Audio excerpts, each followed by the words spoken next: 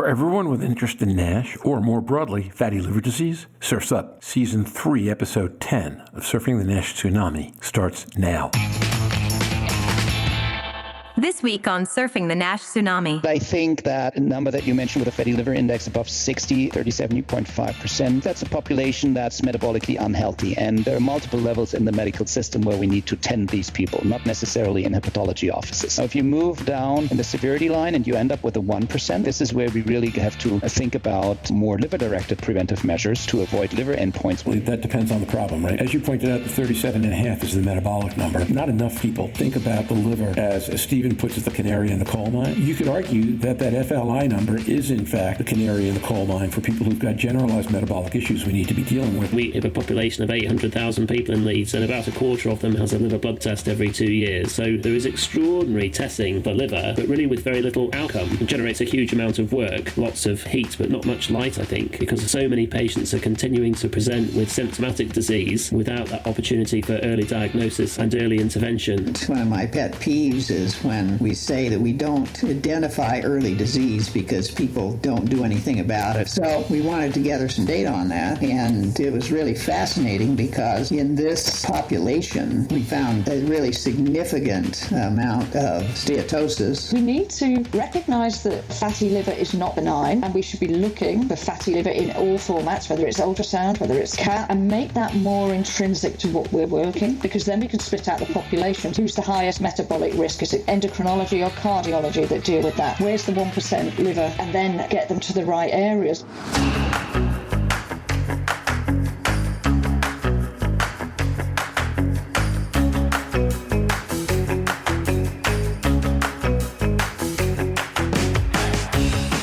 Every week, a global community of fatty liver disease stakeholders comes together to explore the most important challenges in diagnosing, treating, and developing medications for patients with fatty liver diseases.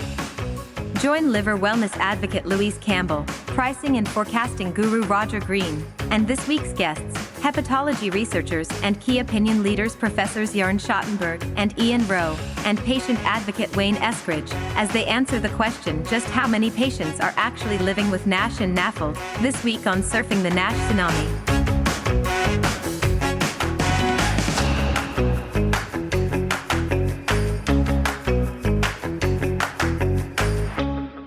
So welcome back to me. I had a wonderful long weekend last weekend celebrating my wife's birthday. I'm not allowed to tell you which one it was. Actually, I shouldn't even tell you it was her birthday. She's a private person, but we're going to have to go with it as it is. And what made it fantastic were two things. One was that at the exact hours that we were recording the podcast, I was confident that Louise had things so well in hand and had done such a good job of preparing that I don't think I gave it a second thought during the hours that we were actually recording, and certainly not a third thought, I can promise that one. And second, when I got back and I actually reviewed the transcript, Louise, I think this is the first transcript I've ever reviewed on this podcast that I didn't change a word of. So that I think also speaks to what a neat job you did of putting it together, and great panel, great discussion. Really just fantastic stuff. Thank you so much. You're welcome, and it's nice to know that you can get a day off every now and again and enjoy it. But don't go too often. A whole week? Well, 5 days off. I told my wife I think I'm convinced now I can do this 2 or 3 times a year, not only with you, others as well, but I'm convinced we can get that done. At any rate, thank you so much for that. That was just huge. Today, we are back in a very different direction, which is we are going to take a look at what we know about the size and nature of the NAFLD NASH fatty liver populations broadly in some of the world's larger countries, how many there are, levels of disease severity, how things are changing over time, and different ways of tracking those populations in the world as it is today.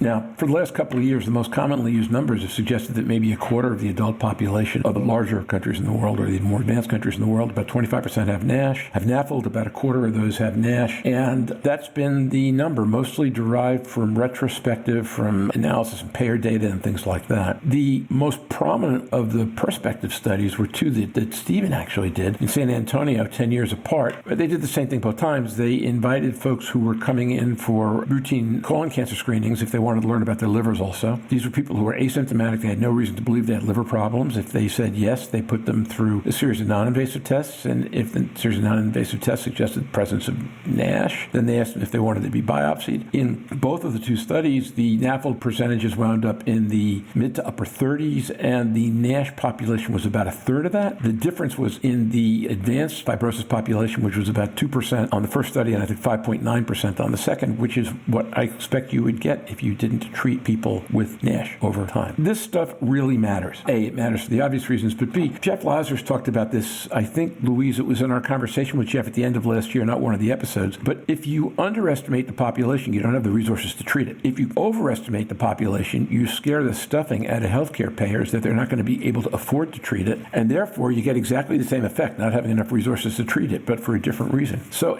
for all those reasons, this is something we need to be really careful about. And as the pandemic becomes more real, if anything, more careful or more systematic, or at least more thoughtful about where the differences are going to lie between different studies and population estimates. So to that end, Stephen is not with us today. As I mentioned, that's why we're not doing this episode next week. But we're fortunate enough to have with us three folks who know a bit about and or have published a bit on this subject. First of all, Jörn Schattenberg is with us. Jörn, I'm going to let you describe this in a minute, but Jörn has a paper that has been accepted for publication, not yet published yet, taking a look at population in his region in Germany. Jörn, how are you today? Great. Thanks, Roger. I'm delighted to be here and discuss it with this great group. And actually, the most important part, I guess it's online since Saturday. So we're discussing published data. Excellent and very important. And then the other person who's published data, I know exactly what it is Wayne Eskridge, who's been with us a couple of times at the end of last year to talk about the SUNN study, but we never really dove into the SUNN study in the way that we might today. So I'm delighted to have Wayne back to actually be able to talk about the work a little differently and a little more detail in the context of the other studies and work that we're going to be covering. Wayne, how are you today? I'm great. It's really good to be here. Appreciate the opportunity.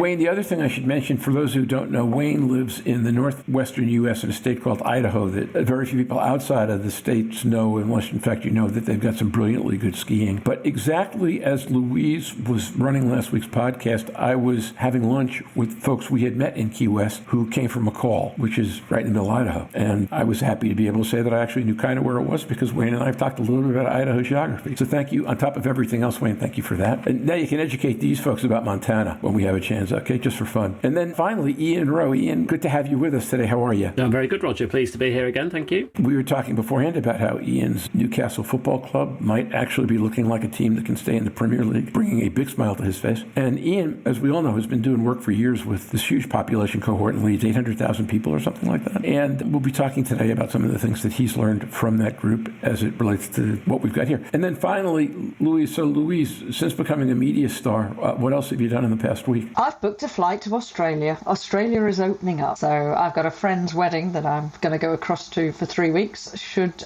fingers crossed, they stay open.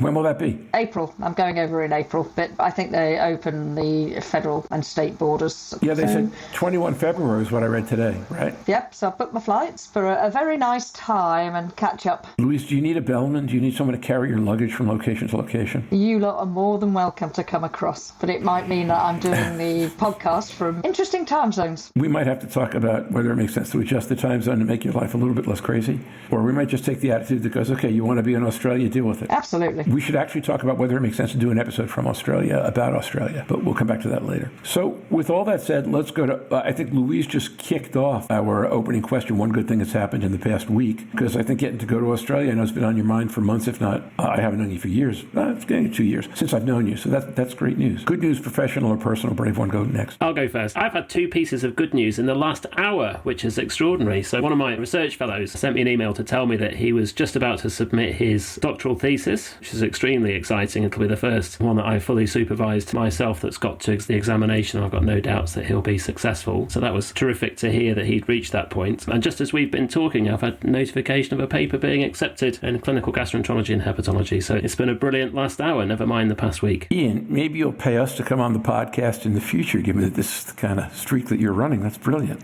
Yeah, I don't expect that it'll continue quite so hot, but one can only hope. Bravo. That's great. Okay, you're on top of that. Thank you. Well, I'm certain it'll continue with Ian. So what can I say? I had a pretty busy day. I was actually invited to join German television, and they're going to air tonight, prime time, about liver disease. And I had those last days the opportunity to record that session or TV interview, and that was a lot of fun. And I think it's important because at prime time, 8:15 in Germany, you're going to reach a lot of people, motivating them to think about liver health. Well, that's fantastic. A, it's fantastic for you, and B, it's fantastic for Germany. And you pointed out, I think it was not this December, but last December, you were the first person to bring us an article that actually ran in mass publication about liver disease. Now, since then, Louise has done that a couple of times, but I think that was the first, so that's great news. Congratulations for that. Okay, Wayne, you're up. We live on the kindness of strangers, and so we spend a lot of time soliciting for donations. And in kicking off our SUNN2 program, we post-COVID actually started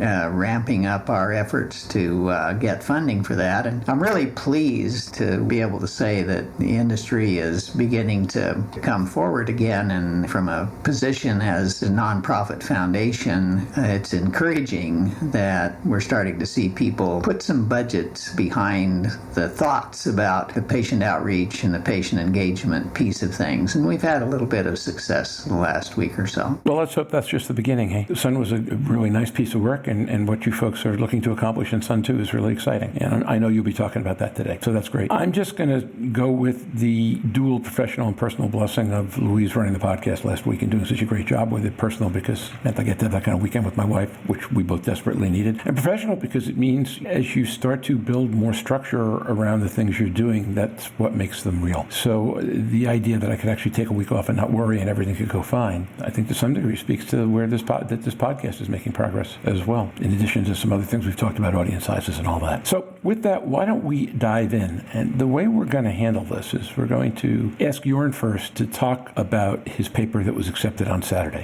what he learned and what methods he used and what metrics he looked at. And then after that, questions from the gang, and then we'll move on to Wayne, and then after that we'll move on to Ian, and then after that we'll try to draw subtotals on what we're learning. But Jörn, floor is yours, my friend. Well, thanks, Roger. And again, thank you for providing the opportunity and inviting me to present this paper on behalf of the co-authors, which is now accepted or published online in Hepatology Communications. And it's really a study that was set up by the cardiologists in our medical center here. Cardiologists are very good at setting up those large population-based studies. It started actually over 10 years ago. And unfortunately, back then, they didn't reach out to ask me about what could liver disease bring to that cohort. But more recently, I got engaged, and it's a tremendous, truly population-based cohort in terms of they are actually writing to people and asking them to participate at the study center and come to the study center and get a number of exams being done. But that way, they recruited 15,000 people back in 2007 starting. And importantly, the study population is a single center observational study, but they're randomly selected. So in contrast to all the data we're seeing from referral cohorts, this is truly, again, population-based. And albeit randomly selected, the sampling procedure was stratified for sex, rural versus urban in our vicinity here, in decades of age. So you get a fairly good spread across the population. And there's a lot of data that you could look at. The most obvious ones, and the ones we started out with, is the prevalence of liver disease estimated by liver enzymes that were tested in that study. And the first data set that I'd like to highlight here, and that was a surprise to me actually, was that the prevalence of elevated ALT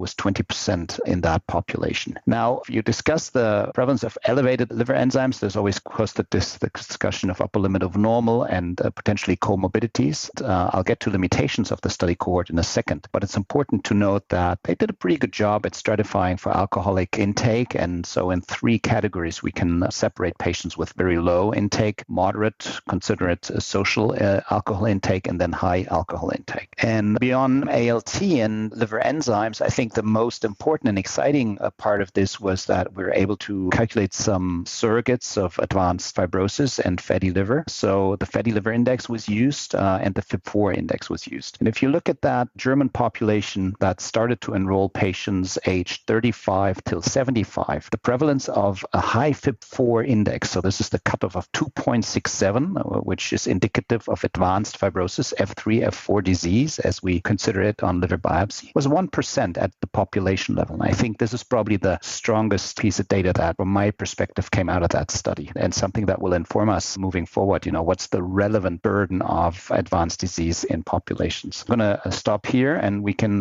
discuss a lot of details on the study population and what tests have gone in there and what didn't go in. And maybe the other thing I'd like to just mention quickly is that now, unfortunately, we didn't have all the differential diagnoses you'd like to see for a liver disease. For example, the cohort wasn't explored for hep C or hep B. So there's going to be some chronic viral hepatitis in there, but the majority of that advanced fibrosis is most likely going to be related to metabolic risk factors. And that's actually one of the important aspects that we found out on the correlations that we did afterwards. Okay, so I'm going to hold my questions until after you guys are done, because you ask better questions frequently than I do. So Wayne, Ian, Louise, whomever wants to. Thanks, Jörn.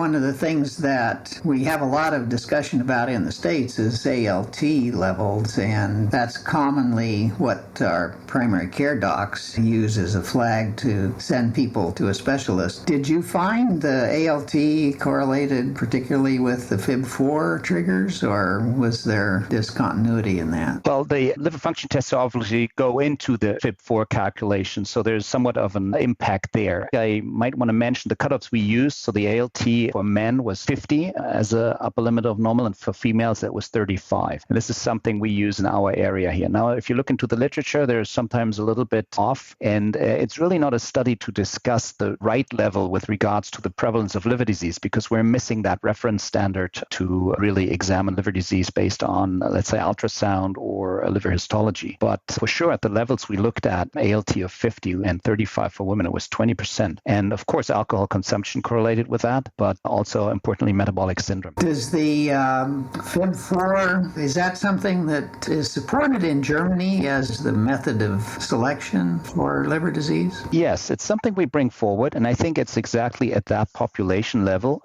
where I'd like to see it to be used. And I'll be interested to hear what Ian says, because he's done a lot of thinking about that and working. But I think it's where the test is pretty cheap, it's available, and in that large scale, I can identify the 1% that's really liver diseased. And I think this is one aspect how this could move us forward here. One of the campaigns we've been on is to try to get FIB4 to be recognized earlier on here in the States. So that's great news. Thanks, Wayne. Ian, Louise, whoever wants to go next, go ahead. Yes, maybe I'll jump in there. FIB4 is a really useful tool, although not often used for its high threshold, like, Jörn, you've done in this study, to really look to identify those people you think there really is advanced fibrosis, but more as a tool to help excluding significant disease. And I'd be interested to know what proportion of people tested positive above a threshold of 1.3 or 1.5 to try and understand what the burden of sort of referral might be. That would be helpful to understand. Yeah, and that number was considerably higher. So we had the 1.3 cutoff, and it was 19.3% in the population. If you choose that as a referral cutoff, we're going to have to look at a lot of people, and that's of course a potential burden and maybe not doable at this time. Yeah, and I think that's really important, isn't it? It's not that different to using an ALT cutoff for entry. The question that Wayne asked, I guess, is useful to try and understand then, in terms of whether if you select people using ALT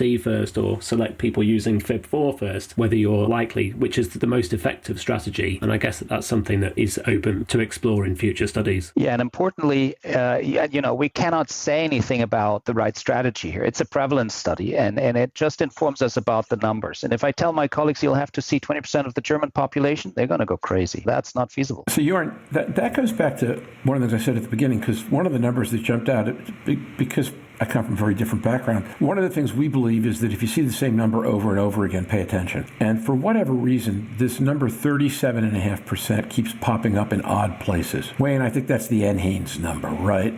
It was virtually to the 0.1%, the number in the latest San Antonio medical military study, and it was your FLI number. And in all three cases, it's meant to represent a NAFLD population. Now I'm hearkening back to Jeff saying if the number were that high, we'd have problems getting payers to take this disease seriously, because the cost cost will scare the stuffing out of them. Just as you noted, if the right cutoff on FIB4 is we've got to take a look at 20% of the population, we'd have to construct an entire care structure that was not hepatology based in order to do that. If this study is replicated in Germany or confirmed in some other way, what do you anticipate that will wind up saying about the care system that needs to be developed to support patients? Will anything change? Should anything change? If so, how? I'm going to say that I think that number that you mentioned with a fatty liver index above 60, 37.5%, I think that's a population that's metabolically unhealthy. And there are multiple levels in the medical system where we need to tend these people, not necessarily in hepatology offices. It's fair to say that there is a burden of NAFLD, but it's not necessarily the liver disease population. We have to provide education and preventive measures to that population. Now, if you move down in the severity line and you end up with a 1%, I think this is where we really have to think about more liver-directed preventive measures to avoid liver endpoints, which are not that far down the line in that population. Not everybody is going to see that. It's still a diverse group, but I think this is where really the field moves in. And again, I'm not suggesting that that cutoff is the best for referral. It's just that the prevalence we're talking in the population here and the size of the problem is better depicted by the 1% number here from my perspective. Okay, so just to push back slightly, that depends on the problem, right? As you pointed out, the 37.5 is the metabolic number. And for example, Louise and her colleagues last week talking about how do we make better use of nursing care. Some of the other discussions that we've had along your comment that that's an indicator of generally poor metabolic health. I think not enough people think about the liver as Stephen puts it, the canary in the coal mine. You could argue that that FLI number is in fact the canary in the coal mine for people who've got generalized metabolic issues we need to be dealing with. As I say, because it keeps coming up in that context in different markets, not folks who need a hepatologist, but folks who might have an issue. Looking at all of you from all different markets and settings, is it realistic to think that a goal for the next 5 years, I'm making that time frame up, is to get folks to look at some of these markers that have that kind of number and say those are the patients whose metabolic health we want to be looking at generally? Not hepatologists, we don't have enough to do that, but that's a marker for poor metabolic health, and in that way maybe bring the liver into the story a little better? Maybe I'll jump in. There's quite a lot of facets to that question, Roger. To understand the added value of a measure of liver fat, you need to understand how frequently it was abnormal in the absence of other conventional risk factors for metabolic ill health, BMI, impaired glycemia, hypertension, true diabetes, to really know whether you are offering the patient more by telling them they've got fatty liver in addition to their, known or perhaps unknown other metabolic comorbidities. And I think I'd be interested to hear what Wayne and Louise have to say about that, and really to return to the point about the 37.5% number versus the 1% number. A lot of the 37.5 could reasonably be considered not to have liver disease, but simply to have fatty liver as evidence of metabolic ill health. And there probably is the opportunity now to have a conversation about what is liver disease, because it's that at what point, should we consider that this is liver disease that needs treatment rather than a whole patient approach in terms of managing their medical comorbidities in the first line. That's a very good point. So if you reverse it in a similar way to your suggestion there, Jörn, you said this was cardiac initiated study by cardiologists. If we turned around and said that 37% of the cardiac population actually had fatty liver disease, that's a significant portion. And is that therefore, are we then saying that you need to start looking for fatty liver index, you need to start drilling down in your population, because 37% of your population driving a condition which currently isn't being assessed for is a significant problem. I've not had the opportunity yet to read the full piece. Did you get an opportunity to cross-reference that 30% with those who had type 2 diabetes and the normal things that we consider as being part of that? So whether or not it really was driving a cardiac population? Yeah, so it was a study that was initiated by our cardiologists. It's population-based, and they did a deep phenotyping on cardiac disease and all aspects. And I think one thing where it'll inform us is regarding to the relationship with the severity of the cardiac phenotype in that 37.5% with high fatty liver index versus the ones that don't have a high fatty liver index. So I'm very excited to see that data emerge. We went in detail and described the metabolic phenotypes, and arterial hypertension present in 50% of the population, actually type 2 diabetes only 9% of the entire population, dyslipidemia 34.6%, and metabolic syndrome 34%. 36.5% in the entire study population. And we didn't look at the FLI associations too much because that measure of fatty liver index is a pretty rough one. It's valid at those population-based studies, but I don't like it too much because there's some inaccuracy to it. So we did more associations with the actual presence of elevated liver function test than and the FIB4. And here the metabolic risk factors come out, but I don't have information on cardiovascular disease yet. You did a previous presentation on AI, and of course AST was one of the strongest predictor on your AI. Is this the same population or is it a different population? No, this is a total different population. This is really something that came out of my neighborhood here in Germany, and the population we detailed earlier was the NADDK database, US-based. So this is truly data that's generated in Germany, and I think we'll learn more even on the incidence of liver disease in relation to then cardiovascular status and so on. So I am very excited to be part of this. Looking forward. Yeah, it sounds great. I'm just going to make one comment. Just following on from last week, for me, although fatty liver index is, I suppose, a crude measure, and if we were to fibroscan that population, we might find completely different figures with CAP. But that's where the education, the lifestyle change, the ability to put in earlier pathways for these people on comorbidity management, that's an opportunity and a strength that nurses, diabetologists, diabetic nurses, things like that can actually utilize. So that 1% doesn't grow amongst the population that's already there. So you've got a population you can pre-identify that are going to need bigger input earlier. That's what I'm hearing that excites me out of that study so far. Yeah, absolutely right. I support that notion. That's the size of the population where you need to educate. Yeah, I would define it as the top of the funnel and say exactly the same thing. We've had several different approaches to this, right? Ken and Kusi and some of the U.S. groups talking about the critical care pathway. Jeff and you, Jörn, coming on and talking about NAFLD therapy as a public health initiative. I guess the number I've got in my mind is that about 3/8 of the population needs to be supported a lot better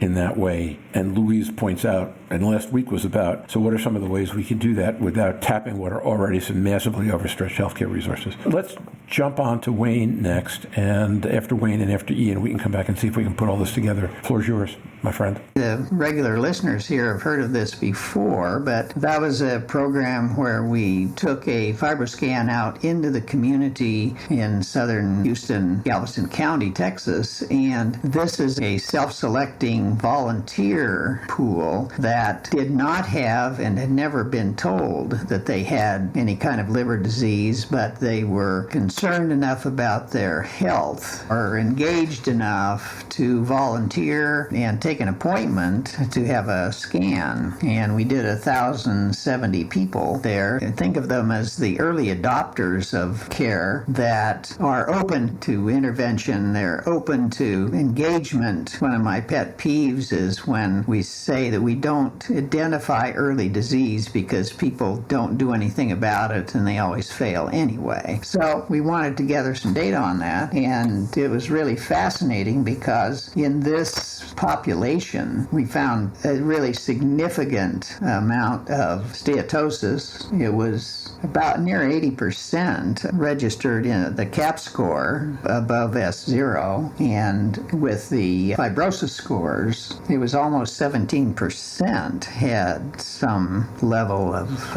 indicated fibrosis with FibroScan. Now, of course, that's not a diagnosis, it's just a proxy, but that's much higher than you typically see referenced. So I take that to be a canary in the coal mine, if you will. These are people that will very soon begin to show up in the clinics and in significant numbers. So it's a population that doesn't have a control group, so it has that problem, but it indicates a level of disease in the community that I think is higher than we typically think about. The population itself was interesting because it was a younger population than I was really expecting to see. The peak group was in their 40s. The people that showed the highest level of brewing disease were in their mid 40s. We actually saw the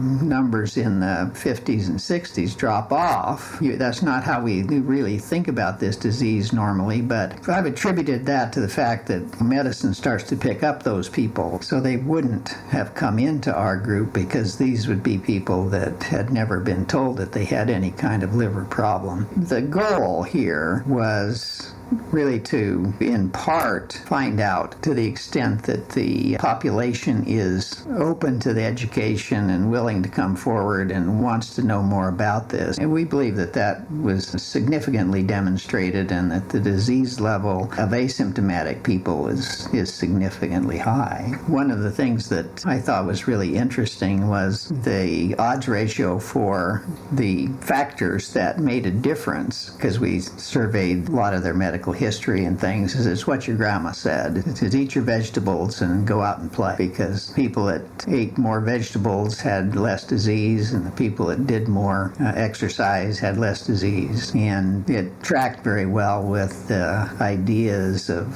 how we manage this, because it indicates that the people that are needing to lose weight for steatosis primarily did better with cardio, and people that were dealing with fibrosis did better with strength training. So I thought those were interesting indications, but this is not the kind of drug study that people would entertain. Wayne, congratulations. I think this is a fascinating study, in particular in approaching people and getting them involved and educating them on their liver health status, because these tests are normally not available to them. And I think it's a great way to loop them and relate them to their liver health. So this is something I'm always talking about, positioning them or making them able to think about their liver health. And I think this is really great. Of course, you're going to recruit a little bit more health conscious people, but still, the number we discussed in my presentation previously here comes up to 50% where the cap was elevated. I think that's your number, right? Maybe you can say that again. And also, maybe my question to you would be the advanced cases. How much advanced disease did you actually find? Well, our cap was almost 80%. It was 79. The fibrosis was almost 19%. We found 5.2% at F3 and 4. So our level of fat was considerably higher than yours, as was our level of advanced fibrosis. A lot of these people are on the brink of becoming symptomatic patients. And I guess the subtext of that is that even though they'd never been told that, somehow they had that sense. They knew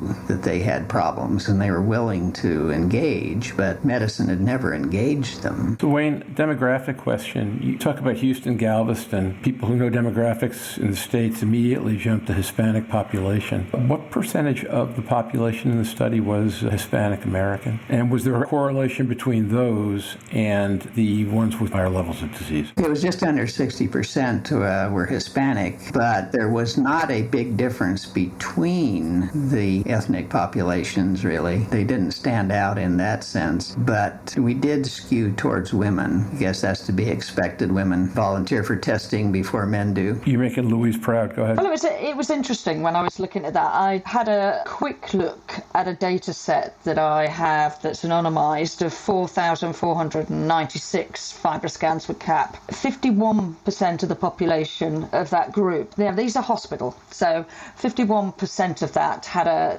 CAP of less than 248, which is the new meta-analysis cutoff and thresholds if you were looking for that. It's not the definition of NASH or NAFLD. 40% of the population had been referred for a NASH NAFLD abnormal liver function test referrals, and only 31% of those of S1 and above had fibrosis. So in a population-rich study, you're going to find more fibrosis. But what was interesting, that 14% of that population were S1, 20% S2, and 66% of that patient referral rate was about S3, 66%. But then I looked at what I do now, which is people just coming in, and although it's a way smaller data set, is that actually 47% had normal liver fat by meta-analysis, which meant 53% had greater, but similar numbers. So 17% had level 1, level 2, 21%, 62% had steatosis grade 3. But interesting that Wayne picked up that population. In my smaller study, just general, more lifestyle, more 19% had a kilopascals over 8. So I used the thresholds that we try to use now. So I used the meta-analysis and went back and looked at that just to see how much Wayne and his population study was looking to be that abnormal. Stephen said it before, and that was a hospital population, that was 39%. We are looking at way more people with significant liver fat. And it goes back to Ian's point of not everybody needs to see a hepatologist, but liver fat is not benign.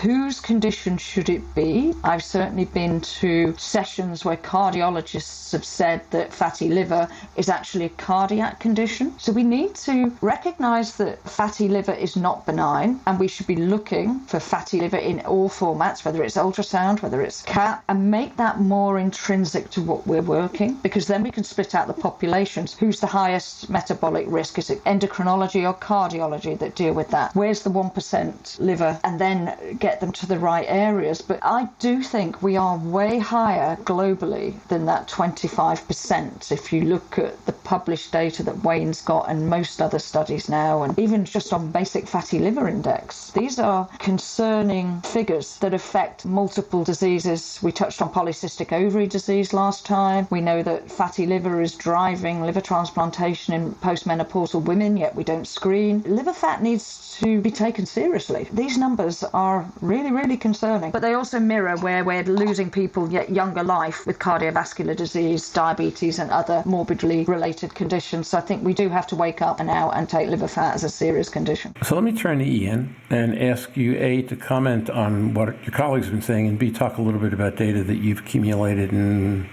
what it says up against these various sets of numbers. I just wanted to ask Wayne one question, which was about what the feedback from his study had been from the participants. I don't know whether they were asked about how they felt afterwards, or whether there was any opportunity for follow-up in terms of, any evidence of behaviour change type things. But I'm really interested to hear what prospective patients might think about learning about their liver fat and future risks of liver disease. We had people thanking us profusely at the time that we talked to them after the test, because we didn't just do the test, but then we had the nurse spend time with them on an education program where we talked about liver disease and fatty liver and diet, and gave them a bunch of information about next steps and referrals and things. Our nurses were really, really satisfied by this process because the patients were so appreciative of getting the information, and I thought that was particularly revealing because they were hungry for that information. We were not able to track people through the next steps. We referred them to hepatology where appropriate, and to nutritionists and so on when we could, and we didn't have the ability to track them, but their initial reactions were far more positive than I ever thought they would be. Yeah, it's really interesting to hear that, because in the tertiary care centres, by the time patients have got to us, often they've been through several cycles of testing, often having been tested for many years with blood tests without any real feedback or understanding of what the results of those are or were. That comes to what I was going to say about testing for liver disease that we're managing in primary care and through into secondary care, and that is that we have a big referral practice, and we see and accumulate many patients who've got fatty liver disease, who've got liver fibrosis, but the proportion of patients who've had events in our clinics is very, very low. Yet we continue to see patients presenting to the emergency departments with complications of liver disease, whether that's liver failure or liver cancer. So despite all of the blood testing Roger mentioned at the beginning, and I don't know whether you know, when we have a population of 800,000 people in Leeds, and about a quarter of them has a liver blood test every 2 years. So there is extraordinary testing for liver, but really with very little outcome. It generates a huge amount of work, lots of heat, but not much light, I think, because so many patients are continuing to present with symptomatic disease without that opportunity for early diagnosis and early intervention. And I just highlight that that's something, the idea of early diagnosis, that's gaining a lot of traction now in the UK,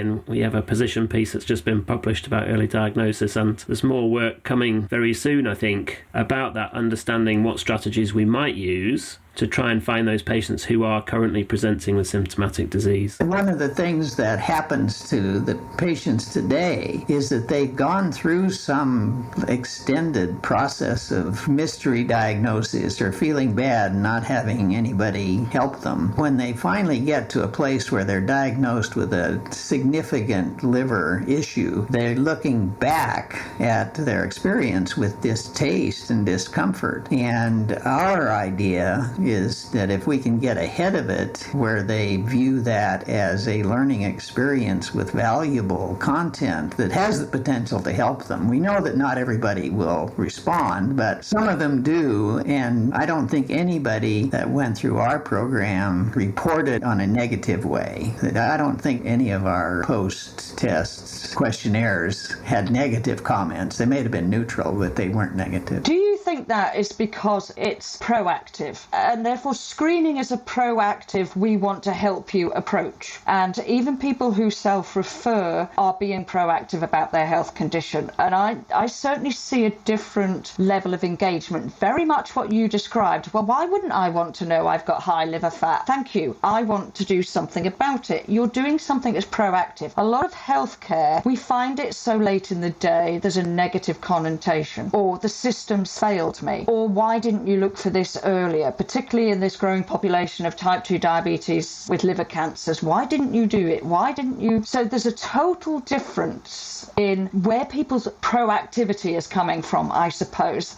And when you put a system into place that's about health location instead of illness location, people's engagement is exactly what you describe. It's what I see, and I just wondered, is that one of the psychologies that we're seeing? The minute health services become proactive, we engage way better. Vaccination program, we've been proactive, we've had really high engagement. That's absolutely true. I mean, the dynamic of that relationship is so different when a person has a sense of a real partnership as opposed to being told that you're in serious danger or you're at a place where you feel really bad and you're just trying to get some help. So that's a fundamental part of our idea, is to create that teachable moment at a moment in time when people are not ill, but they're willing to come to a place mentally where they can take on new information and perhaps act on it. There is that window of time when people can be reached in a way that they can respond to, not just pass it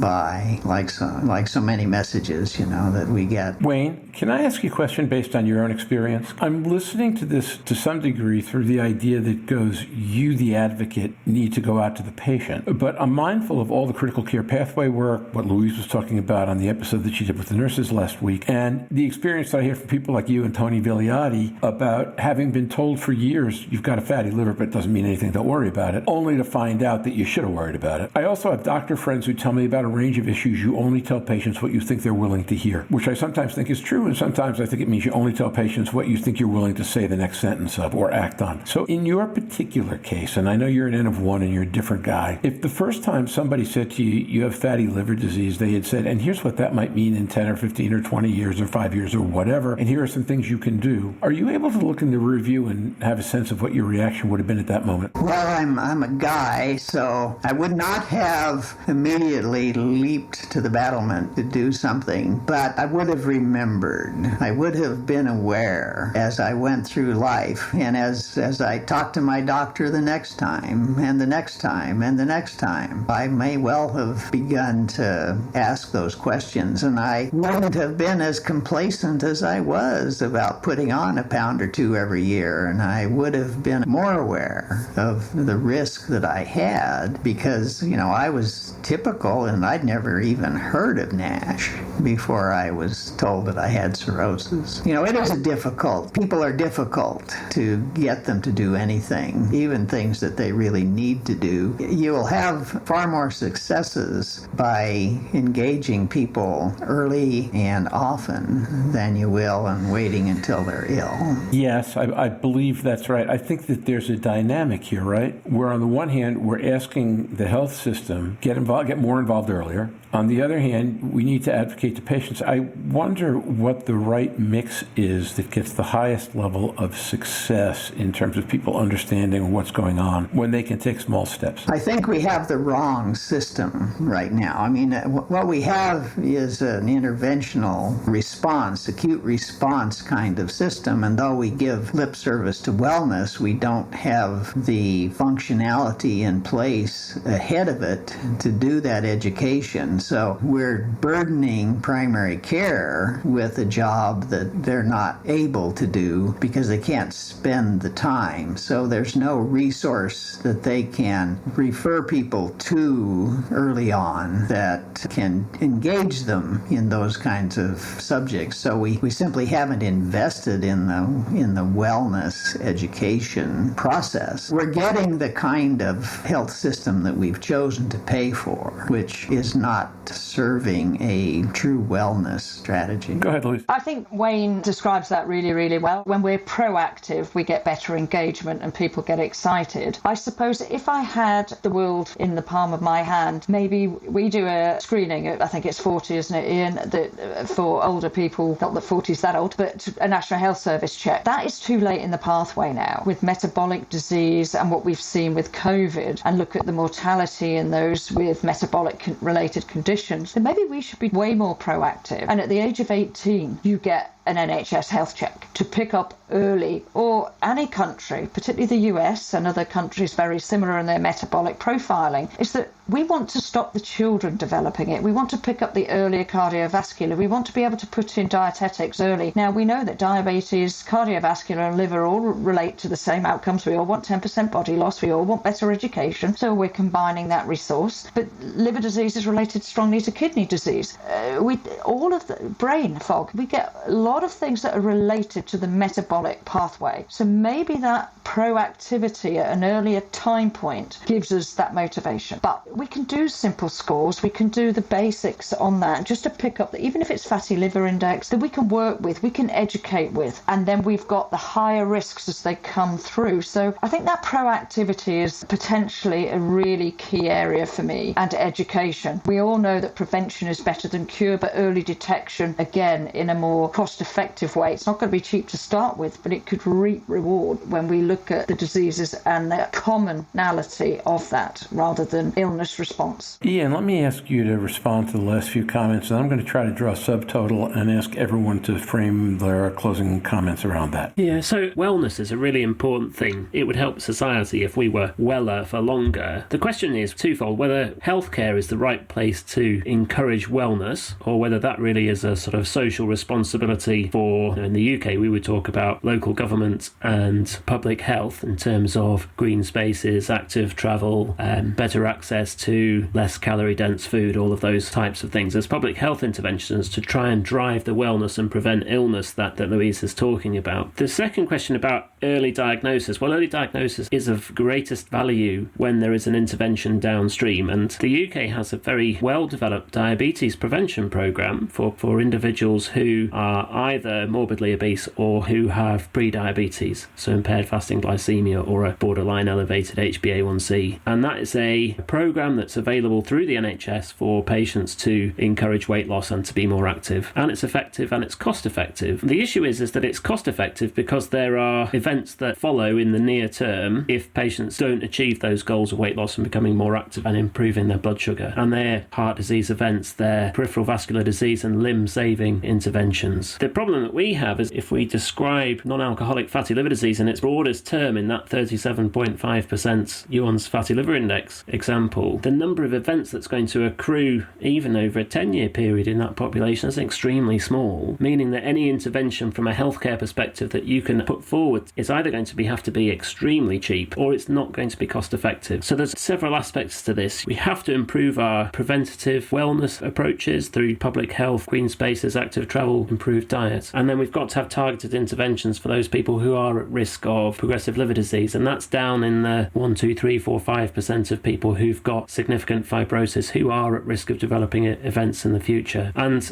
I heard what you said, Wayne, about not waiting until it's too late. But the risk is that we end up, focusing on the wrong proportion. If we try and focus on everybody, then we may not be able to achieve a great deal from a healthcare perspective, and that's where I guess my focus is. But understanding that it's got to be whole system change that will enable us to live better, weller for longer. So, Ian, I'm going to let that be the straw statement that Wayne, Louise, and I respond to as closing statement instead of the one I was about to make, because it's not the statement I was about to make, but it brings up a lot of the same issues from a different perspective. Whichever one of you two would like to go first, just in closing, what you agree with and maybe don't agree with in Ian's statement, and given that statement, that the numbers are, I think, accurate, what courses of action would you like to see us taking, us as a societies, now, given that we're talking about numbers that have a lot of people at the top of the funnel, relatively small percentage of people many years later at the bottom of the funnel, but on the way through the funnel, lots of bad stuff happens. Very technical way of putting it,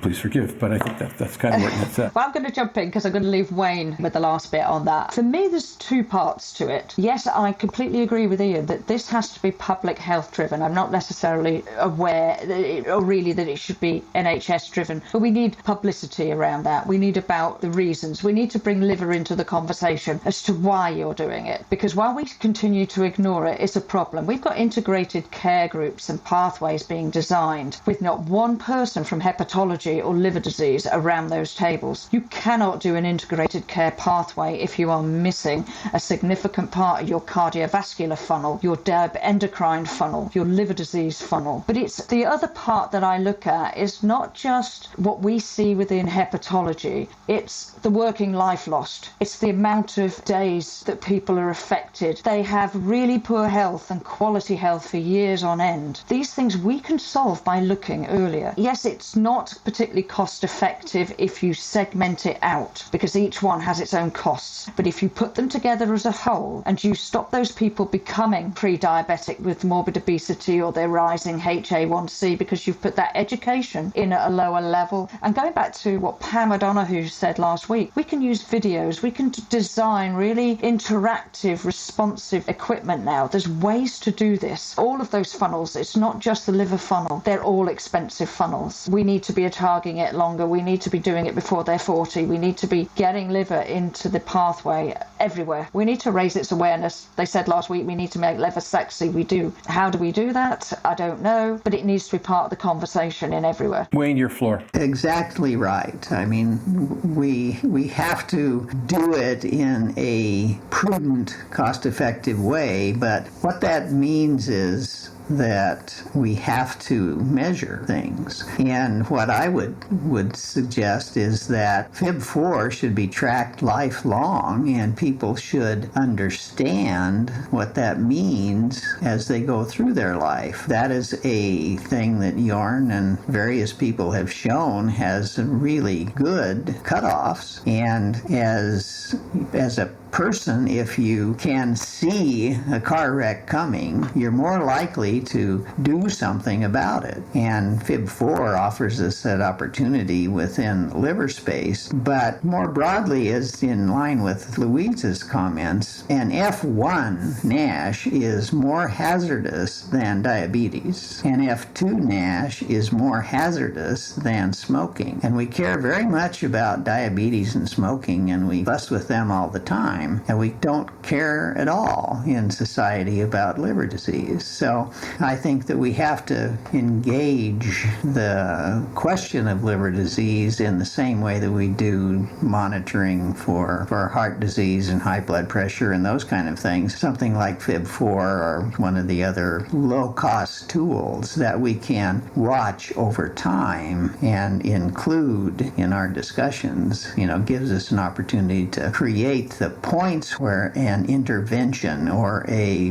more aggressive engagement with that patient about that particular problem can make sense economically. Thanks, Wayne. That's great. So let me take privilege and wrap up. First, let me mention that Jörn was good enough to join us knowing there was a threat that he would have to leave early, and that threat materialized about 12 minutes ago. So if you're wondering why you're not hearing a closing comment from Jörn, it's because he unfortunately had to leave us, number one. Number two, part of my reaction to everything we've heard is that we don't have an enough data yet. Here's what I mean by that. The number 37.5% could be a marker for everybody who's headed down 3 or 4 different paths, or it could be a number that doesn't matter very much because, in fact, those aren't exactly the people who wind up going to diabetes or cardiovascular on the way to liver. We know a lot of them aren't going to ever materialize with significant liver disease. So if we knew that 37.5 really was a canary in the coal mine number, then it would become an exceptionally helpful marker to get on top of patients having various problems early. Louise, I'm mindful of the famous Vlad and Donna moment where Vlad says, I'm a hepatologist, and Donna says, if I'm dead, I don't care why I'm dead. If 37.5% is simply a marker for who's going to have serious liver disease in 20 years, you're not going to have an easy time getting social momentum around it. If, on the other hand, it is, as we believe, many of us, the marker that a whole bunch of different cascades of bad things could happen independently or related to each other, starting with that number, then it becomes a wake-up call, and then we become a lot smarter in terms of teaching people how to deal with it. Why I think this matters, and one of the reasons I wanted to do this episode, I didn't think this was exactly where it was going to land, but it does make the point, is that if we're afraid to use the right numbers because they might be too high when we don't know enough about what they mean, then we really put ourselves in jail. We can't get the scale of the problem right. We can't get the nature of the problem right. And as a result, we wind up having a variety of very compelling philosophical debates without enough data to tell us exactly where the answer lies. What the 5 of us have done, and particularly the 4 of you have done collectively, is point up that there are lots of different ways you can look at the same data, such as it exists right now. And one of our real challenges is going to be getting better data. Now, next week on this podcast, we're going to talk about NAIL-NIT, which is an initiative to get better data towards a different set of issues, but something that's very exciting. I'd love to put together an episode in a month or two, we have to figure out with whom and exactly what, to talk about what's the smartest way to take databases like what you've got, Ian, and what Jörn just reported on. How do we analyze those to start to answer the question, well, to what degree is the liver truly, as Stephen says, the canary in the coal mine? And if so, which coal mine or which coal mines? Or is it a coal mine? You know, I can lose it on the metaphor right here, but I think you get the point. Because if we understand that better, then we will know what to do. I think societies with good data tend to do the right things. Not always, but they tend to. We each have a compelling reason from where we sit to look at the same data and say, gee, I see a different risk. Better data should clean that up. But to do that, we've got to actually commit to it. That's my closing thought for today. I'd welcome any of you to disagree or say something you were thinking of while I was talking about that came up, or if not, we can just sign off and go home. I'm just going to look at you guys. You tell me. If I'm going to be cynical on what you've said, but for insurers, Wayne said earlier, you get the society that we pay for. And I suppose if you're an insurer, if you're in pharma, you want people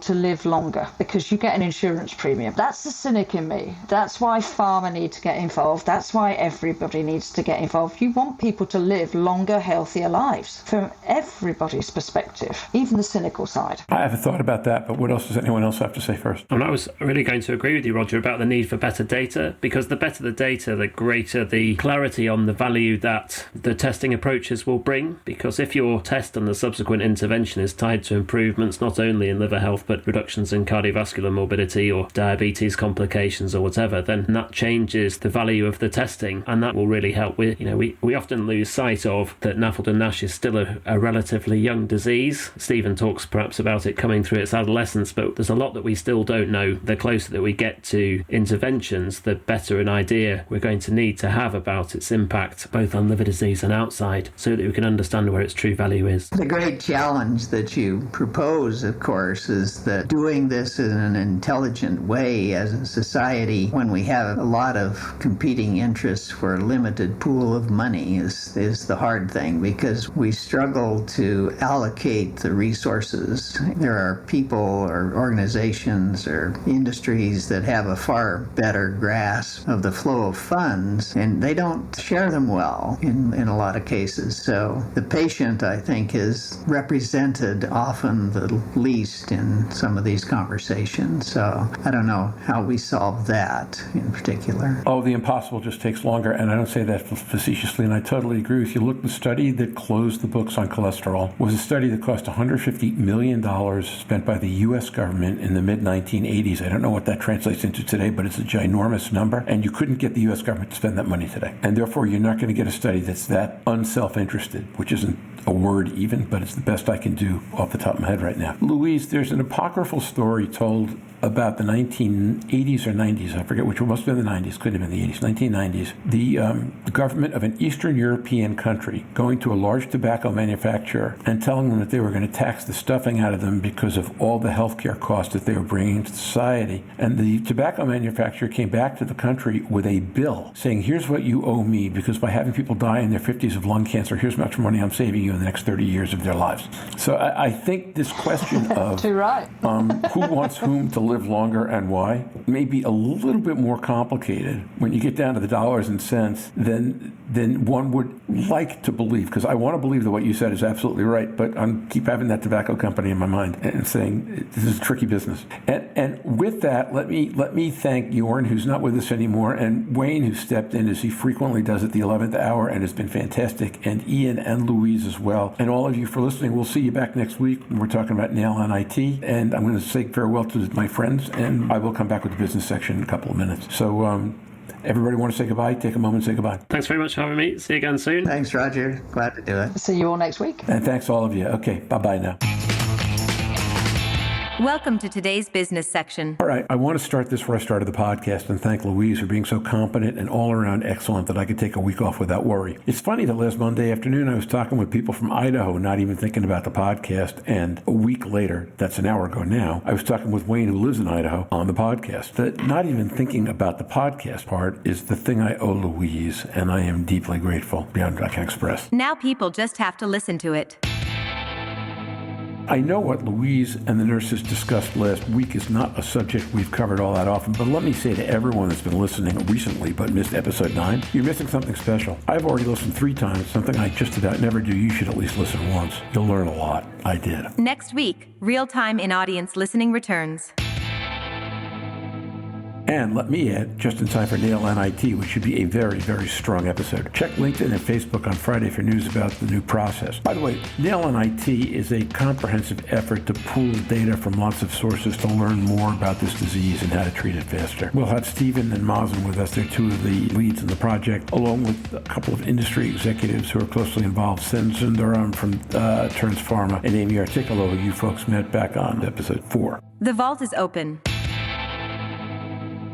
Maybe I'll just tap that on downloads, but this is the lightest download week for a while. 3 items from Season 2 got some uptake. Episode 20, where we discussed the construction of the NASH Map AI patient model with Jörn Schattenberg. Episode 64.2, our year-end conversation with Jeff Lazarus about the public health approach to NASH. And, of course, Episode 46.2, the Paris NASH imaging conversation, although the rate of uptake on that one is slowing down a bit. Listeners also gravitated towards our NASH wrap-up, that's Season 3, Episode 4, and our NASH focus piece on combination therapies, Season 3, Episode 6. If you want to go to another good place you might not have been yet, go back a week and check out Louise's nursing episode. I want to end by thanking our team, the magical Magic Mike Wilson, the creative and highly energizing Eric Rounds, and the pragmatic and strategic Steve Ennin, who keeps knocking it out of the park every week. I will have some new party members to announce next week. And by the way, you wouldn't know it, but Wayne Eskridge just stepped up and knocked it out of the park on just a few hours' notice. He just does a superb job. A couple of eagle-eyed listeners or eagle-eared listeners have noticed that there is no Season 3, Episode 7. That's a personal choice based on something in my life that I may choose to share in the future, just not now. Thanks for understanding. However, the story behind Season 3, Episode 7 reminded me that long life and good health are things we should never take for granted, even when the issue is not COVID. So,